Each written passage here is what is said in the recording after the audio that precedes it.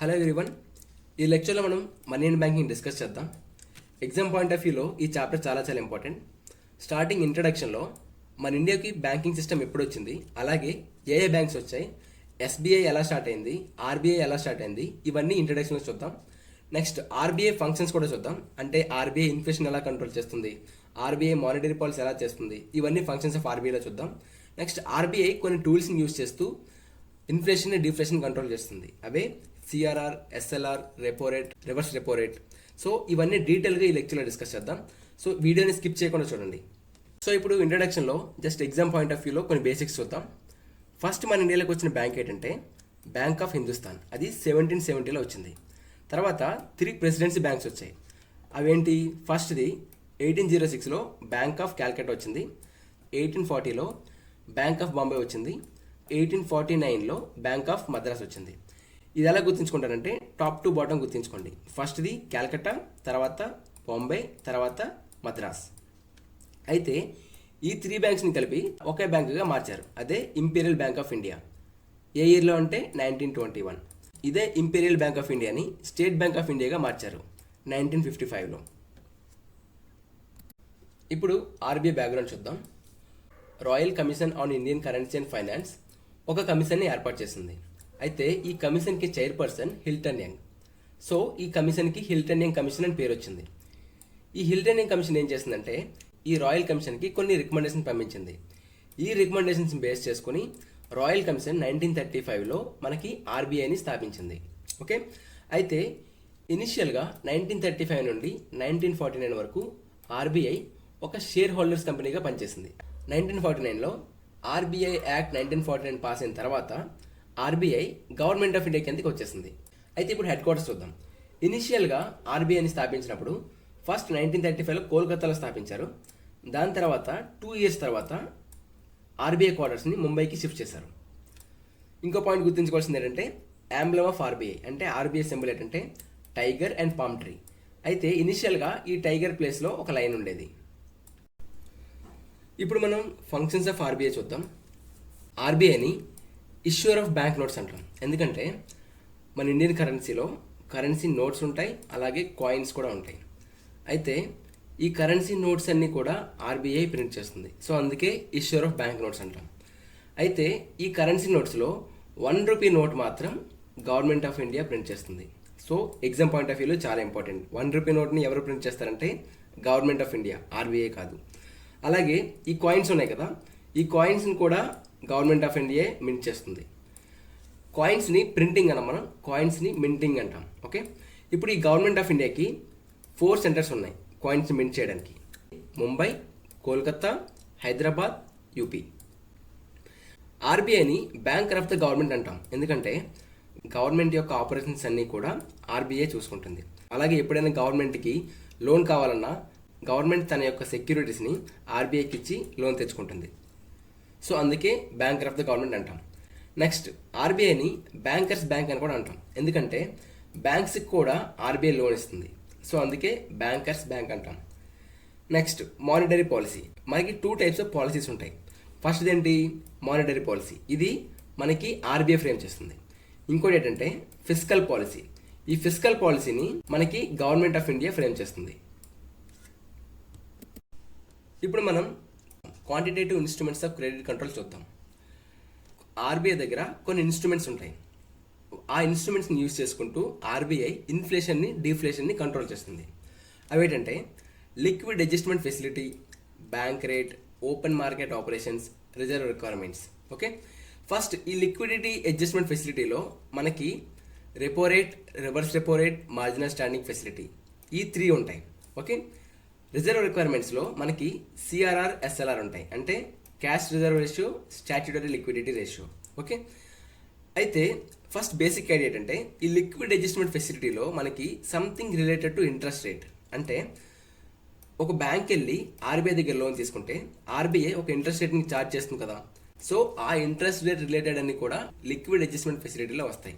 Okay, ఈ reserve requirements ఏంటంటే banks దగ్గర ఉన్న మనీని ఆర్బీఐ కంట్రోల్ చేస్తుంది. అవన్నీ కూడా రిజర్వ్ రిక్వైర్మెంట్స్ కింద వస్తాయి.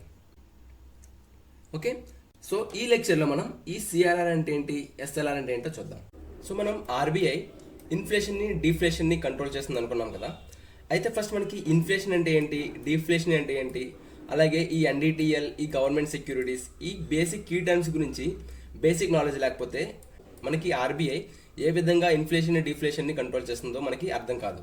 ఫస్ట్ ఈ బేసిక్ టర్మ్స్ గురించి తెలుసుకుందాం.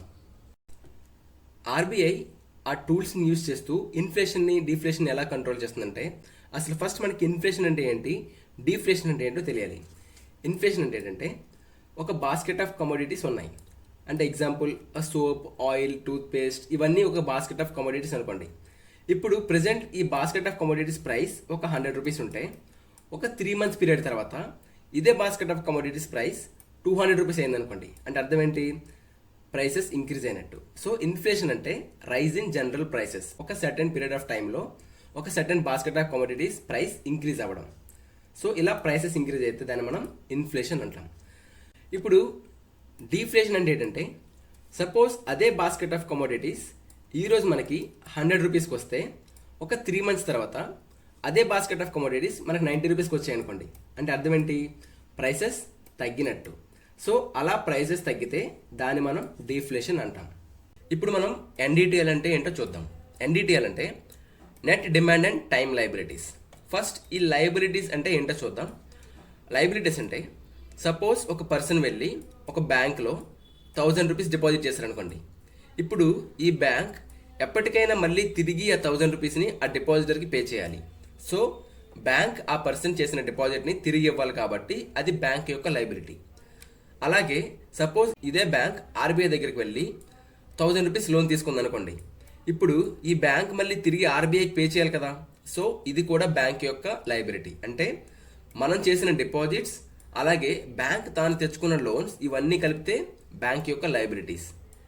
ఓకే, ఇప్పుడు అసెట్స్ అంటే ఏంటంటే, సపోజ్ ఇదే బ్యాంక్ మనకి 1000 రూపీస్ లోన్ ఇచ్చింది అనుకోండి. మనం మళ్ళీ తిరిగి ఆ బ్యాంక్కి పే చేయాలి కదా. సో ఇది బ్యాంక్ యొక్క అసెట్ అనమాట. అంటే లోన్స్ ఏవైతే బ్యాంక్ మనకి ఇచ్చిందో ఇవన్నీ కూడా బ్యాంక్ యొక్క అసెట్స్. ఇప్పుడు ఈ లయబిలిటీస్లో మనకి 2 types ఉంటాయి.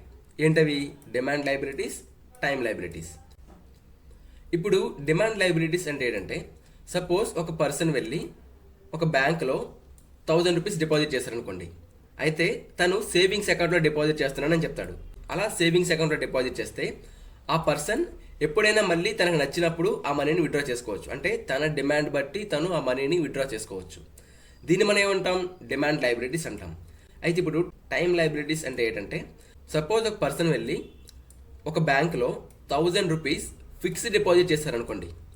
అయితే ఈ 1000 రూపీస్ని ఆ పర్సన్ తనకు నచ్చినప్పుడు విత్డ్రా చేసుకోలేడు. ఎందుకంటే అది ఫిక్స్డ్ డిపాజిట్ కాబట్టి.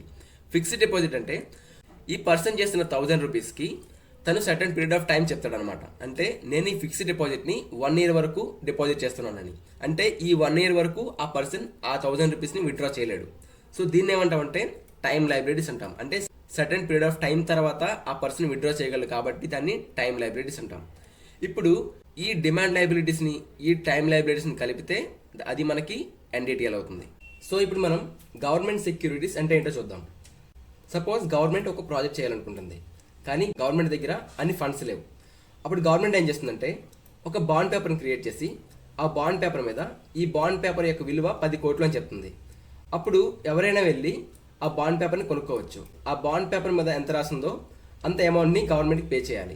ఆ బాండ్ పేపర్ని మనం గవర్నమెంట్ సెక్యూరిటీ అంటాం. తర్వాత ఆ పర్సన్ ఆ గవర్నమెంట్ సెక్యూరిటీని తీసుకెళ్ళి ఒక బ్యాంకులో డిపాజిట్ చేసి బ్యాంక్ దగ్గర నుంచి క్యాష్ తీసుకోవచ్చు. సో ఇది గవర్నమెంట్ సెక్యూరిటీస్. ఇప్పుడు సిఆర్ఆర్, ఎస్ఎల్ఆర్ అంటే ఏంటో చూద్దాం. ఒక పర్సన్ వెళ్ళి ఒక సేవింగ్స్ అకౌంట్లో ఒక బ్యాంకులో డిపాజిట్ చేశారనుకుందాం.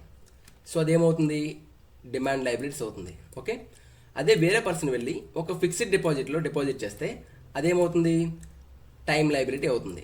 ఈ రెండు కలిపి మనం ఏమనుకున్నాం, ఎన్డిటిఎల్ అనుకున్నాం. సో ఇది బ్యాంక్ దగ్గరికి వచ్చిన టోటల్ ఎన్డిటిఎల్. ఇప్పుడు ఈ ఎన్డిటిఎల్ బ్యాంక్స్ దగ్గర ఒక 100 కోట్లు వచ్చింది అనుకుందాం. అప్పుడు ఆర్బీఐ ఏం చెప్తుందంటే, బ్యాంక్స్ దగ్గరికి వచ్చిన ఎన్డిటిఎల్లో సమ్ పర్సెంట్ ఎన్డిటిఎల్ని ఆర్బీఐ దగ్గర డిపాజిట్ చేయమని చెప్తుంది. అప్పుడు బ్యాంక్స్ ఏం చేస్తాయి, తమ దగ్గర ఉన్న ఎన్డిటిఎల్లో సమ్ పర్సెంట్ ఎన్డిటిఎల్ని ఆర్బీఐ దగ్గర డిపాజిట్ చేస్తాయి. సో ఇలా బ్యాంక్స్ దగ్గర ఉన్న ఎన్డిటిఎల్లో సమ్ పర్సెంట్ని ఆర్బీఐ దగ్గర డిపాజిట్ చేస్తే దాన్ని మనం ఏమంటామంటే సిఆర్ఆర్ అంటాం, అంటే క్యాష్ రిజర్వ్ రేషియో. అంటే బ్యాంక్స్ దగ్గర ఉన్న ఎన్డిటిఎల్లో సమ్ పర్సెంట్ని ఆర్బీఐ దగ్గర మెయింటైన్ చేస్తే దాన్ని సిఆర్ఆర్ అంటాం. అలాగే ఆర్బీఐ ఏం చెప్తుందంటే బ్యాంక్స్ దగ్గర ఉన్న ఎన్డిటిఎల్లో కొంత అమౌంట్ని బ్యాంక్స్ దగ్గరే మెయింటైన్ చేయమని చెప్తాయి. సో బ్యాంక్స్ కొంత అమౌంట్ ఎన్డిటిఎల్ని తమ దగ్గరే మెయింటైన్ చేస్తాయి. దీన్ని ఏమంటామంటే ఎస్ఎల్ఆర్ అంటాం, అంటే స్టాట్యుటరీ లిక్విడిటీ రేషియో. అంటే బ్యాంక్స్ దగ్గర ఉన్న ఎన్డిటిఎల్లో కొంత పర్సెంట్ని బ్యాంక్స్ తమ దగ్గరే మెయింటైన్ చేస్తాయి, దాన్ని ఎస్ఎల్ఆర్ అంటాం.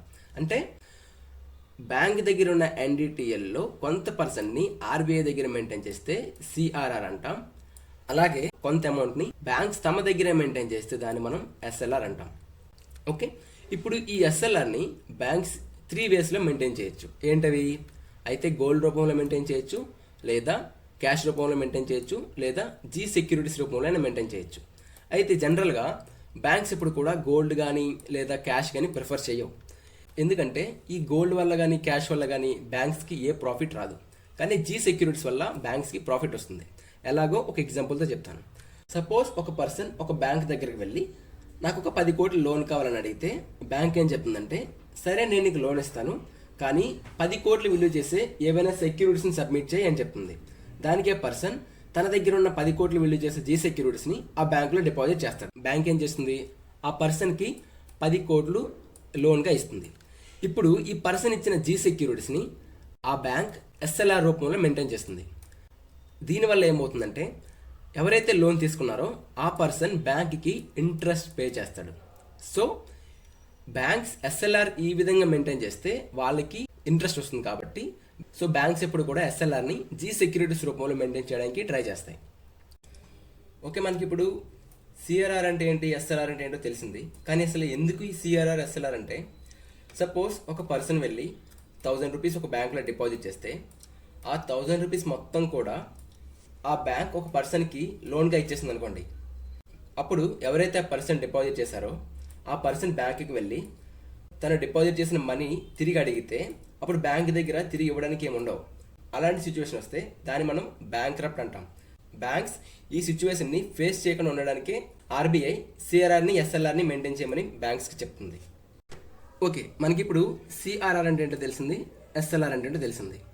ఇప్పుడు ఆర్బీఐ ఈ సిఆర్ఆర్ని ఎస్ఎల్ఆర్ని యూజ్ చేస్తూ ఇన్ఫ్లేషన్ ఎలా కంట్రోల్ చేస్తుందో చూద్దాం. ఫస్ట్, ఇన్ఫ్లేషన్ అంటే ఏంటి? ప్రైసెస్ ఇంక్రీజ్ అవ్వడం. అలాంటి పరిస్థితి వస్తే ఆర్బీఐ ఏం చేస్తుందో చూద్దాం. సపోజ్ ఒక 4 months బ్యాక్ సిఆర్ఆర్ 4% ఉంది, ఎస్ఎల్ఆర్ ఒక 10% ఉంది. సో టోటల్ ఎంత? 14%. సో మిగిలిందంతా 86%. ఈ 86%ని బ్యాంక్స్ లోన్స్గా ఇస్తాయి. ఓకే, అయితే ఇది 4 months బ్యాక్. అయితే ప్రజెంట్ ఏమైంది? ఇన్ఫ్లేషన్ ఎక్కువైంది.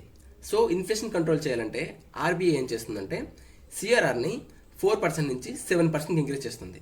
సో బ్యాంక్స్ దగ్గర 100 crores ఎన్డిటిఎల్ ఉంటే సిఆర్ఆర్ 7% కాబట్టి బ్యాంక్స్ తన దగ్గర ఉన్న ఎన్డిటిఎల్లో 7 crores ఆర్బీఐకి ఇస్తుంది. అలాగే ఎస్ఎల్ఆర్ ఎంత ఉంది? 15%. సో బ్యాంక్స్ దగ్గర ఉన్న ఎన్డిటిఎల్లో 15%ని బ్యాంక్స్ దగ్గరే ఎస్ఎల్ఆర్గా మెయింటైన్ చేస్తాయి.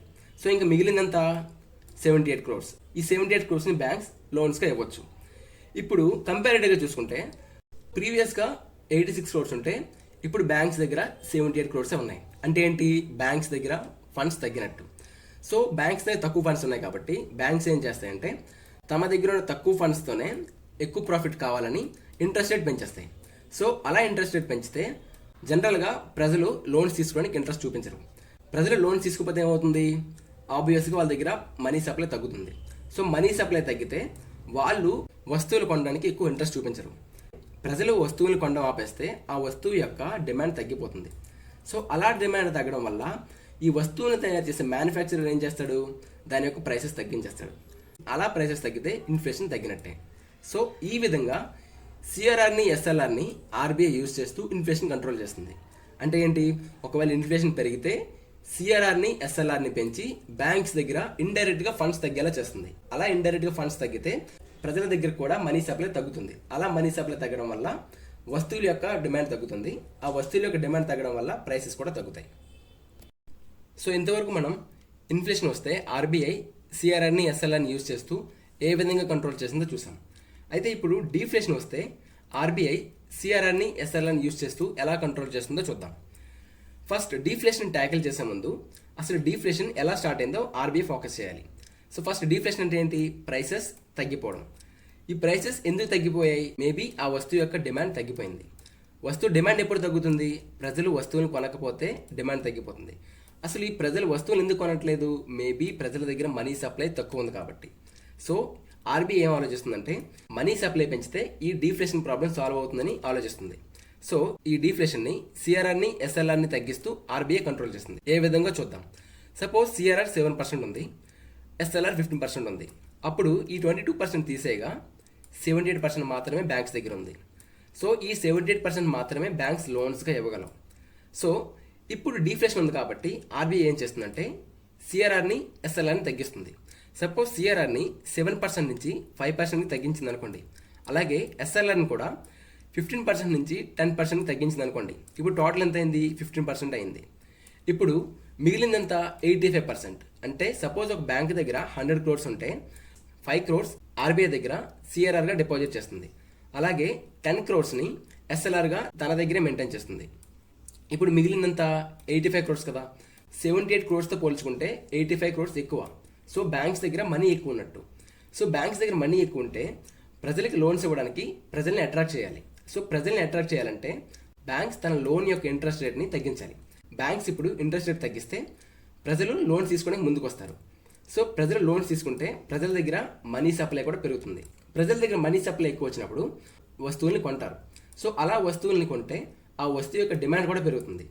ఆ డిమాండ్ పెరిగితే ఆ వస్తువు యొక్క ప్రైసెస్ కూడా పెరుగుతుంది. ఆబ్వియస్గా ఒక వస్తువు తయారు చేసిన వాడు ఆ వస్తువు యొక్క డిమాండ్ పెరిగితే ఆ వస్తువు యొక్క ప్రైస్ని కూడా తను ఇంక్రీజ్ చేస్తాడు.